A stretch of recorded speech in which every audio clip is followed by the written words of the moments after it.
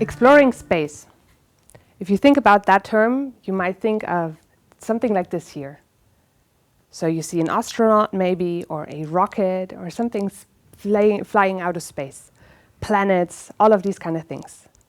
But if we look into this, the definition of the term space as such, we find twofold actually. On the one hand, yes, we find a definition that it's the empty area outside Earth's atmosphere where the planets and the stars are. However, there's also a second part to this definition. You can also consider space as the empty area that is available to be used. And if you consider that one and think about it, some other pictures might rise to your head. It could be something like this here. So this is Christopher Columbus, when he was in 1492 arriving to the New World while he was trying to figure out a new way to go to India, actually, and found something slightly different, but still something which brought improvement, innovation, and more different products to the world. Or you might even consider and think about the current headlines that you see every day in the newspapers when we're talking about socioeconomic development, when it comes to actually finally female and gender parity in all of the business respects that we see out there. So business clubs are breaking up, all of these male-dominated clubs are breaking up, and more females are also taking their part in the economic spectrum. For me, as an economist and also a management scholar, the first thing that comes to my head when I think about the second definition of space is actually this guy that you can see here. This is Josef Schumpeter. Josef Schumpeter was an Austrian economist who was mostly active in the 1930s. He is probably one of the people you could consider the godfathers of entrepreneurship and management literature. He coined specifically terms like the creative destruction that are still used and valid today. In addition to that, he actually was one of the first people to give the term innovation a new twist and turn.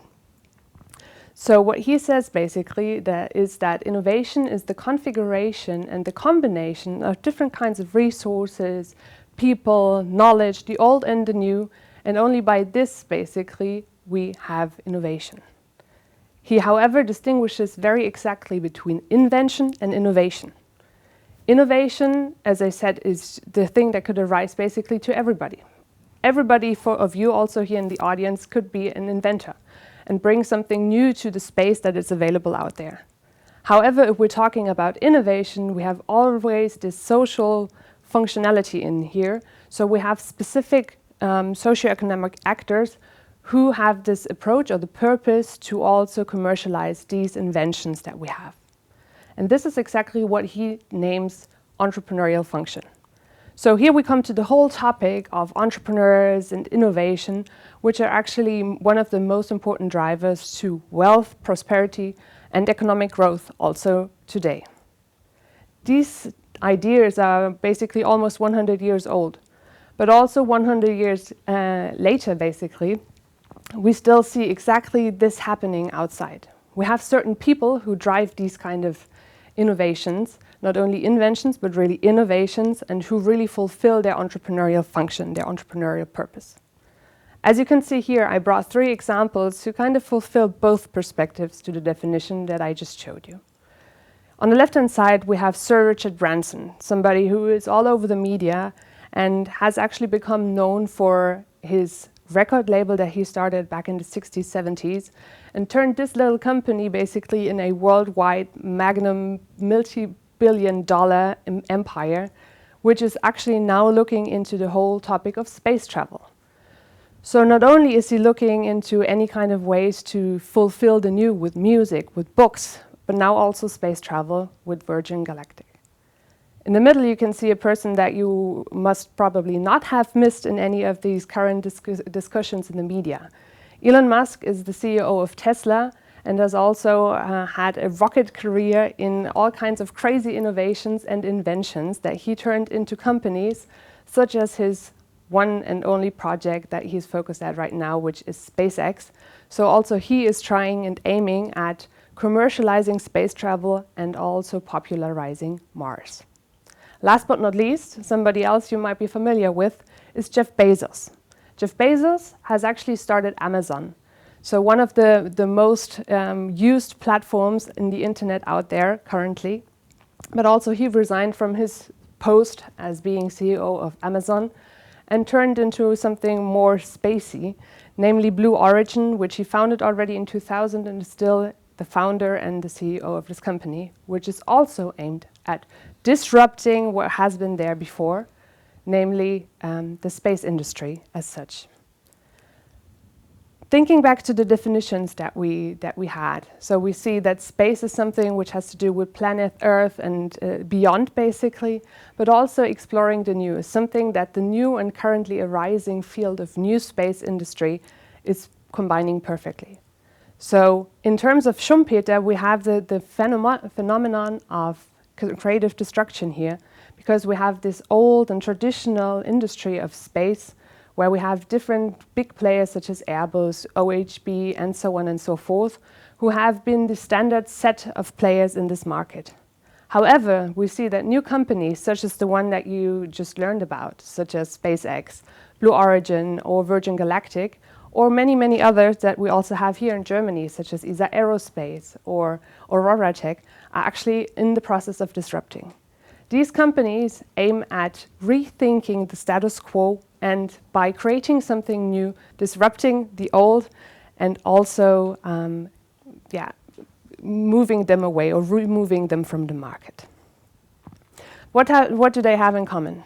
If we're thinking about these explorers that we talked about, like Christopher Columbus, if we're talking about the female force that is now in the forefront of changing the world that we used to live in, or even these three entrepreneurs that we have talked about, what do they have in common?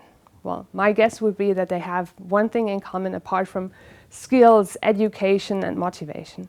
It is the entrepreneurial mindset they combine. So if we look into literature, the entrepreneurial mindset would be defined as the ability to rapidly sense, act, and mobilize even under uncertain conditions. So there are several aspects that we have to consider if we dare to explore new spaces. So no matter if we're going to space and traveling to space, to Mars or to the moon, or just try to figure out a new product, new services, something that really enhances the world that we live in today. So if we are trying to break that down into a couple of topics, we can rely on research. So the whole topic of personality research, or also the motives of the entrepreneurial mindset that is also common with these adventurers that we just discussed, are a couple of points that I would like to talk about in the next couple of seconds. So on the one hand, as I said, we have to engage with the unknown, so we have to leave our comfort zone. So the most reliable personality trait that helps us in this respect is risk propensity. So we know that there are some risks attached to exploring something we don't know, obviously, per definition, but these kind of people combine the ability to overcome this by the meaning of risk propensity.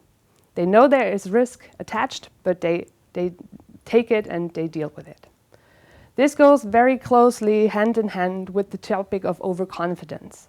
So if we're sticking to the topic of entrepreneurship, we can see that out of 12 startups, 11 startups fail. So it would be crazy for anybody to engage in this riskful and uncertain environment. However, we see and research shows that overconfidence is a common topic that entrepreneurs and adventurers also show, which might be harmful at some point, but is actually oftentimes the key starting point to push them into these activities. Another topic which goes also very closely along these lines is the topic of optimism. We see that the entrepreneurial mindset is really based on this positive aspect that we have towards life. The optimism that drives us, no matter if we had a good day or a bad day, if we had a failure to overcome, optimism will be the factor that actually keeps us driving and keeps us pushing.